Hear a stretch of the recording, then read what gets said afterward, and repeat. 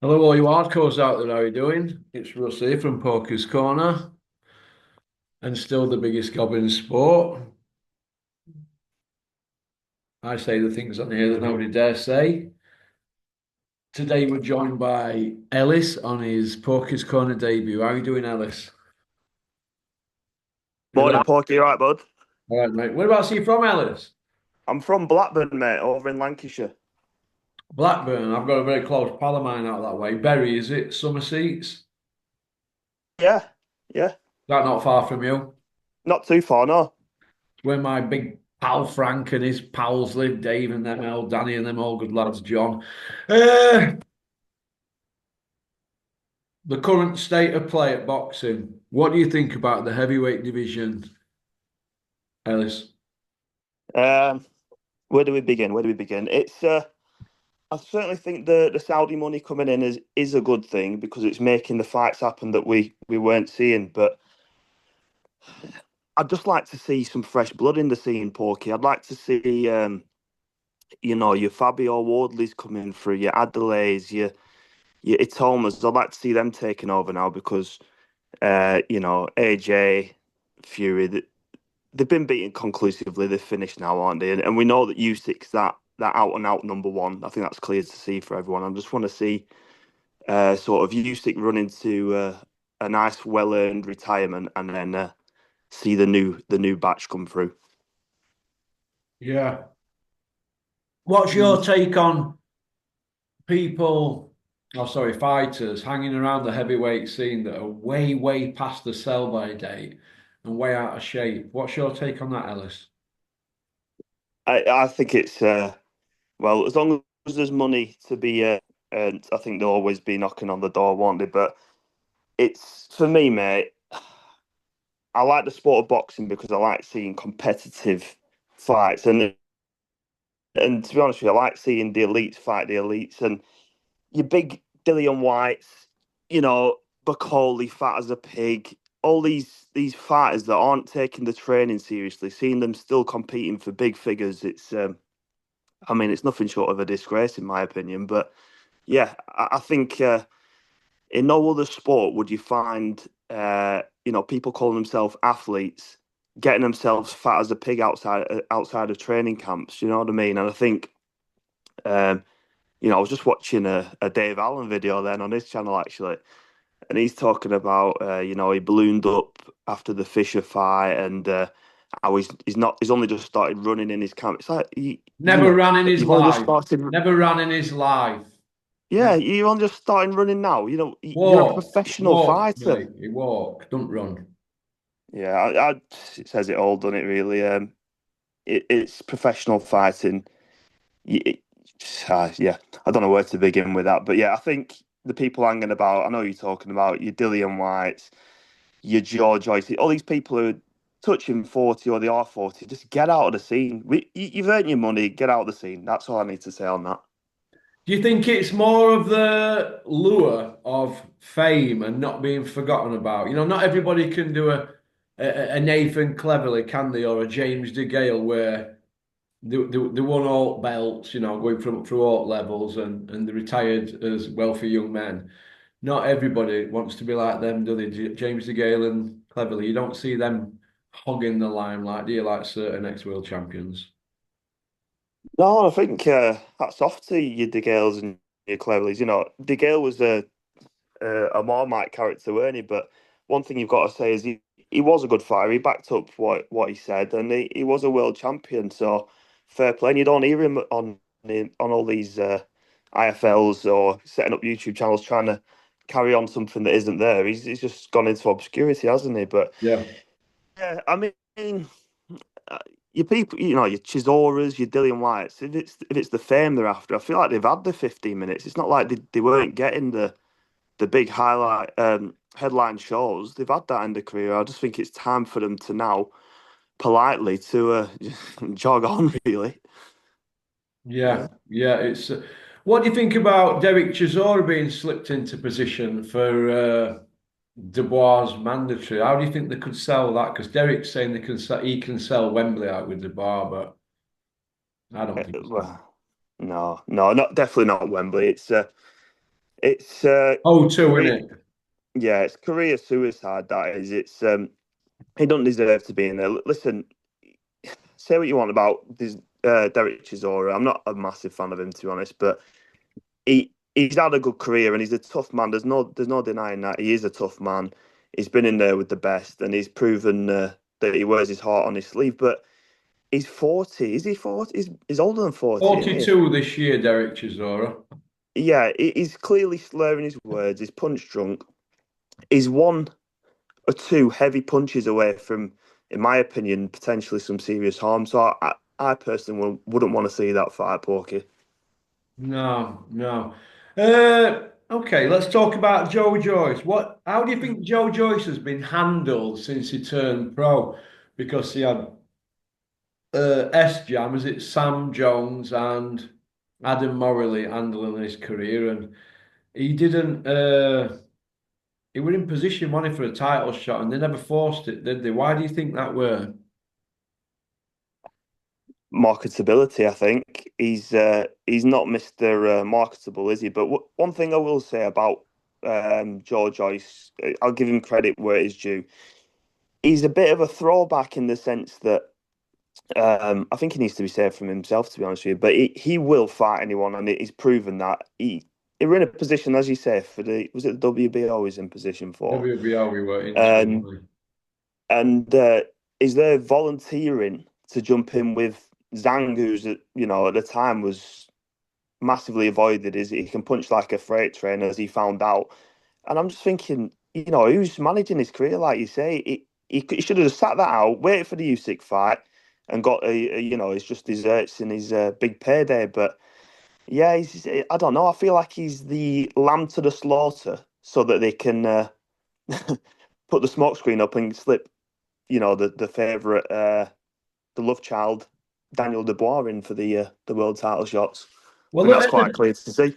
at the time, it looked to me, obviously, I haven't got any proof of this, but it looked to me like Sam Jones and Adam Morley were getting other fighters in their stable on certain promoters' shows, and they were being looked after free gratis. And it looked to me, looking from the outside, as someone that's worked in boxing, that what they were doing, they were keeping Sam and Adam Morley happy, and Joe were being put on back burner. What really should have happened is they should have gone through the lawyers, put the pressure on the WBO, and then if they didn't want that fight, the promoters, they would have had to pay him step aside. Do you see where I'm coming from? But because they're young men trying to make their way, I'm not having a go at Sam Jones and Adam Morley, but because they're young men in the industry and they want to be everybody's pal, he's me pal, he's me pal, he's a pal of mine, I like him, he's a good mate of mine, and all that. Oh, when they come out with all them stories when the fighters been beat, well, it could have gone either way. There's two swing rounds, it depends what you're looking for. All that shit they come out with. When all's said and done, I kind of feel for him in a way because they got old man out of it. They should have forced it through the lawyers, like Mick Hennessy did with Howard Eastman, right, when he wanted his title shot as a middleweight. They should have forced it through the lawyers. And then, if they think the fight we're going to sell, Joyce against Usyk, well, no problem. Give him step aside and let the management team get some of that money. I mean, why? Exactly. What were they thinking? The whole point of it was apparently because Joe Joyce wants to be a world champion. So when he gets in position, they go and take a fight with a bogeyman who's bigger than Joyce in height and weight. He's half-inch taller and 10 pound heavier, or around about that. Why would you do that? And a southpaw and an Olympic silver medalist just like Joyce. What can you gain from that? Yeah, fair credit to Joe Joyce for taking it and the rematch, but why would you even rematch him anyway after what he did first time and coming lighter? So Yeah. whoever's giving Joe Joyce advice, and let's face it, Joe Joyce, in my opinion, is a big dummy. He's been knocked about. He don't know what day it is, if you ask me. Whoever's been giving him advice, it's wrong advice. No, I just hope he's been, compensated financially. I hope he's not struggling because, like you say, he's just gone in there with killers when he didn't need to. But all I can do as a boxing fan is, take my hat off to him because that is what we want to see. I don't want to see people avoiding fights. And you have to say he hasn't avoided anyone, but That was a bit of a stupid move from Sam Jones and the likes. Just car salesmen, aren't they? Well, they're not boxing people, are they? Look, people No, think because no, they look at boxers. Listen, there's matchmakers working in this country, in the UK, that don't do their homework. The last of the great matchers, Ernie Fossey, Mick Hennessy. Now people go, oh, Mick Hennessy, you're always big in Mick Hennessy. Well, look, Mick Hennessy navigated Tyson Fury, didn't he, to Vladimir correctly. he did, he And he did. fought all styles along the way, Tyson. Now, we're critical about Tyson on it, mainly because of how he behaves and how he speaks to people, right? He's not a role model. He speaks to people like shit. So does his Yeah, dad. So they get it back. That's my opinion. But Mick Hennessy navigated him brilliantly. Now, if you look at Carl Froch, what he did with Carl Froch, I'm not saying that because I'm a Carl Froch fan. I'm saying that if you look at his career, Mick Hennessy knew Froch were going to meet Andre Dirrell. This is just one incident down the line.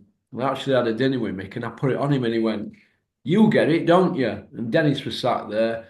And Don Majeski, he helped put on Rumble in the Jungle. Don King, he worked for Don King at the time. Old guy, old WBC favourite, innit? And we right. spoke, and they put him in with Matthew Barney, Froch, and I mentioned it to Mick. He went, yeah, and I goes, I know why you did that, Mick. And he goes, why? He goes, because you knew that Dirrell, he fought Golovkin, didn't he? If you remember Dirrell, at Oh Olympic, yeah. and he had Matthew Barney were the closest style that they could get to Dirrell, because Mick realised down the line, Froch and Dirrell are going to meet. So when Froch met Dirrell, he squeaked it, didn't it, that fight? Squeaked over the Oh, it line. was razor thin. You could have give the argument that Could have Andre gone either Dirrell way, got the couldn't fight. it? Yeah, Right? yeah, I definitely, was sat there definitely. ringside. It could have gone either way. That point that Dirrell lost for all, they were doing it all night though, to be fair, trying to spoil. They didn't want to have a Yeah, fight. he was making it ugly, weren't he? He was quicker than Froch and he landed better punches, but Froch roughed him up. Now he had that experience from the Matthew Barney fight. That is matchmaking. Do you understand? You fight all styles. Look at earlier Correct. on in Froch's career, he were going in against cruiserweights when he were a novice. So let's see how he works against big men, that kind of thing. Proper matchmaking. He went in Yeah, with Brian McGee, an Olympian, early in his career as well, and that was a tough fight. But although Froch knocked him in end, I think he dropped him 3 or 4 times. But point I want to make is it's all about building your career, being a good matchmaker. And these matchmakers we've got now are shocking. They're doing it off box rec.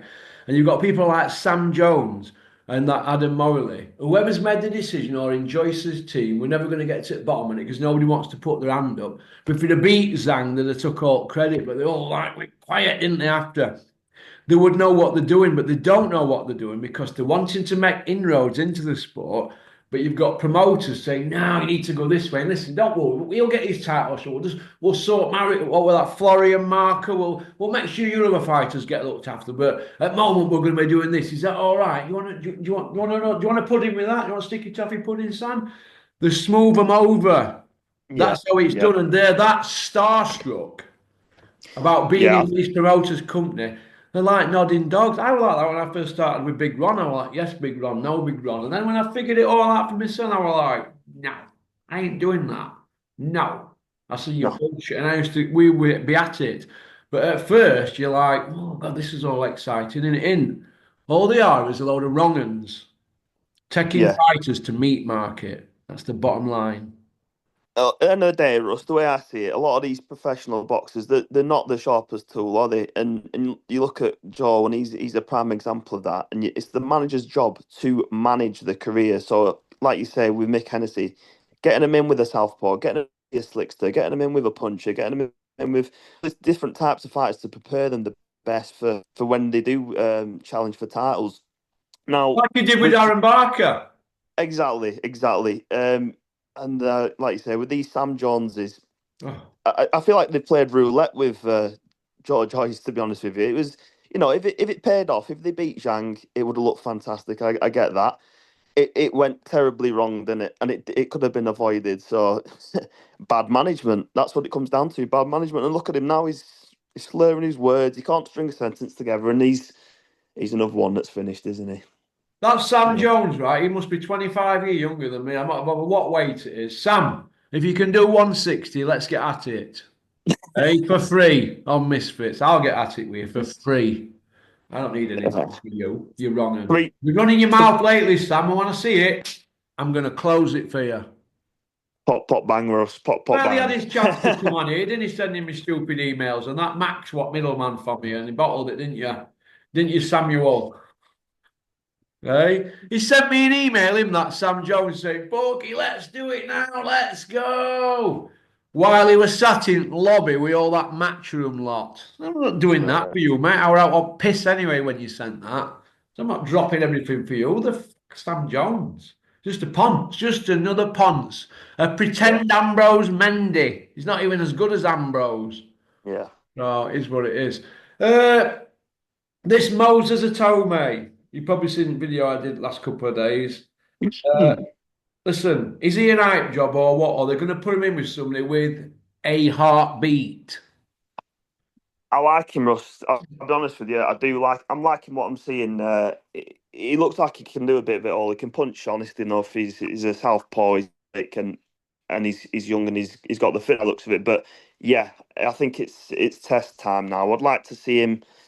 Who would I like to see him in with? Really, probably an Adelaide or Adelaide. Yeah, um, yeah. yeah, maybe even Chuck Huey Fury in there. I mean, I know from watching a few of your videos, Russ, I can tell you got a bit of a soft for Huey, haven't you? I've And you got a and you soft do spot for like you, him. yeah, because I know him and his dad Yeah, rate well, but his yeah, career's gone like into pony mode, hasn't it? I mean, what's going on? yeah. Like, let's For talk me, straight mate. here, and it's hard for me to say this. I think it's a lot to do with politics behind the scenes. I think his cousin's still got a bit of influence with promoters, and I don't think they want to throw Huey a bone. That's my opinion. Other people Correct. might say Huey's style's not very exciting and he's not engaging and commercially viable, all that shit. Look, the kid can fight, he's never been on deck. The losses No. he's got, I thought he beat Parker. The Pulev one he got cut early, and I thought Povetkin old manned him. That's it. And Povetkin, that's going down as a no contest. So technically, he's got two losses, a bad cut and a robbery. So his record's all right, isn't it? Former British Yeah, champion. it Why definitely is he is. not But getting his chance? so I watch the odd Huey Fury interview, and he does consider himself as a world class heavyweight. Now, for me, you need to take the world class side of it out of it because he's been out of the game for too long. For me, he needs to get back in the mix. He needs to stop mentioning Usyk, Joshua, whatever it is. His style's not that pleasing on the eye, but as you say, he's a good boxer. He's got a good chin and he's very capable. Get in with someone live. Get in there with a Wardley. Honestly, Wardley versus Huey Fury is the perfect fight to make. If you can get through Wardley, whether it's via a stoppage or via a boring points decision, whatever it is, that's a great win for Huey Fury. And then it'll send ripples through the heavyweight scene. He can get a big fight. At the minute, he just needs to get in there and fight a live opponent, doesn't he? That's all we want to see, really. Yeah, my argument with that, not argument. If somebody asked me my advice on that, so what do you think? And this is what I'd say. They've got to roll the dice with Huey Fury and take crumbs in an hard fight. Somebody like a Zhang or a Wardley, somebody Yeah. like that, or a Cabayel. And if they beat any of them, then you can start talking about Usyk, can't you? And all them big fights and Daniel Dubois. But until that happens, you can't go fighting the Dan Gerbers and these others that No, are fighting because definitely that's not. not boxing's about progressing in it. Area, English, British, Commonwealth, European, world. So if you is fighting guys that are area level, right, that's a lot And less then than saying what he's he were world class. fighting. It's a lot less than what he were fighting 7 years ago when he were fighting your Parkers, and you see, Mm. or even a few 4 5 years ago when they were fighting Povetkin. So you is like is not progressing, is going down. And if I had my matchmakers at, and I'd say, hmm. He's a good scalping for somebody like David Adelaide. If I were David Adelaide's, or giving him some advice or trying to match a fight, Huey would be a good scalp. He's been in for a world title, former British champion. Huey would be the opponent with the matching that's going on around his career at the moment. He's not forcing any issues. Is he Dan Gerber? Is that who his fights this weekend? Yeah, I mean, if he's fighting Dan Gerber and then That's his on the back, sparring partner, and he was nearly 40 years old. Come on. wasn't it Dan Gerber's dad that knocked out John Fury? Or am I getting that No, wrong? no, Am I getting no, that? no, no. I'm not sure. I'm not sure. I'm not sure. I don't know. I don't know. Similar name. Steve Anyway, Gerber. yeah. I'm not sure, mate. But point I want to make is he's not had Robert Green, you. He has it bad cut, and he got No, he knocked in hasn't. the fight. And the matchmaking has not been very good. I don't know if it's because of these TV companies, because he's been with them all, Huey, hasn't he? He's been with Mm. Channel 5, he's been on ITV, or is it whatever, Sky, DAZN. Guy, He's Matchroom, yeah. not getting the rub of the green, and it must be really frustrating for him because he's still only 30, isn't he? Yeah, it's roll the dice time, like you say. If Dan Gerbers, get through him whenever that fight is, and honestly get him with a live opponent, and You got to that's give it, all I want or to you've hear. got to get on your bike and go to America and be an away fighter and take a scalp to get in the mix. Otherwise, you're just going to be an also ran. You know, when you see results at horse racing, you get one, two, and three, and then it'll say 8 round. There you go. Yeah, You just want to be an also ran. That's not good enough because his talent suggests he's better than that. He's in here, World Junior gold medalist, Huey, and he could have gone to Olympics, but he went pro at a young age. yeah, he was standing You amateur, weren't he? He was, he was. He's got all the So. skills and he's got all the makings, but it's Yeah. yeah, Big six it's foot six, a big 18 stone pluser. Got yeah, to be given his opportunity now. So whoever's handling his career, doing advice, they need to put a bit of pressure. But you can put pressure on these TV companies, but all they want to know about is commercially viable. You got people like Dave Allen, who's area level, against Johnny Fisher, area level, yeah. and they're getting world title money. How can that be in the sport No, of boxing? How can that be? Because they're out there. David Allen, he's not doing his runs anymore, and he's talking shit on YouTube or somebody else's YouTube. He's out there, isn't he? He's Russ, here. they're not even fit men. They're not fit men. He's just had a bit. Well, in my opinion, he beat Fisher in that first fight. He knew that the rematch was coming. You don't balloon up over Christmas because you want some turkey, some Camberry. You stay in the gym. You keep the weight off. You don't get a gut. You don't get a belly, and you keep running.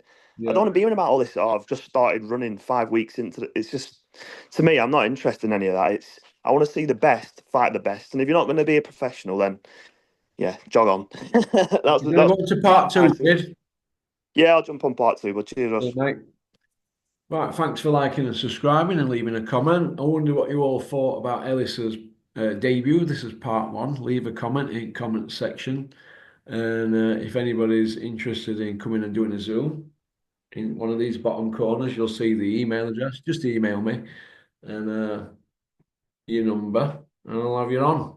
Okay. Right. Join us in part two. Don't forget to subscribe to Andy's Cavern YouTube, Canada's boxing channel, YouTube, and Porky's International. We've got about 30 odd videos on there you might like if you like other sports. Porky's International. Go on, peace out. I'll see you on part two. We will get in close.